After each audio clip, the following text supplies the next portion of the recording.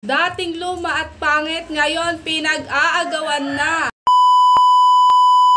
Hello mga mamshi ko, so ayan, dumating nga na naman ang aking order. Wala lang ang malamon, puro pa nga order ang mitring na ire. Pero okay na rin naman dahil hindi naman pang akin ang ina-order ko, kung hindi pang bahay. Hindi ko nga pala ito na videohan nung pagkakabit ko dahil nga nung nakaraan ko pa yan na order. At dito nga rin banda kinabitan ko. Paano ba naman kasi bibidyohan ko yan, dumating sa akin na wallpaper napakanipis. Kaya nadismaya talaga ako mag-video nun at tinamad talaga ako. At napaisip nga din pala ako nun dahil nga 50 plus pesos ko nga lang yun nabili. Kaya siguro manipis lang dahil nga mura ko nga lang siya nabili. Ito naman palang in-order ko ngayon, 89 pesos nga pala yan, kaya napakakapal na. Mukhang marami din ako madidikitan neto. Gilid to gilid nga lang ang nilalagyan ko dahil nga may gagawin nga ako dito. At saka paunti-unti lang ang in-order ko dahil nga alam nyo naman na sinisingit ko lang to sa budget. Kala mo talaga no? Gusto ko kasi gumanda tong dingding namin bago magpasko. Alam nyo ba kung may pera lang ako, grabe napakaganda na siguro ng bahay namin. Dahil nasa utak ko na mga gusto kong i-decorate dito sa bahay namin. Gusto ko kasi pagdating ng Pasko maganda tong dingding namin. Paano ba naman kasi kulay green yung dingding? Dark pa nga, kala mo tuloy napakadilim ng bahay. Grabe, napakaingay ng mga bata dito sa paligid ko. Diyos ko, hindi na muna ako magbo-voice over. Panoorin nyo na muna ang aking video.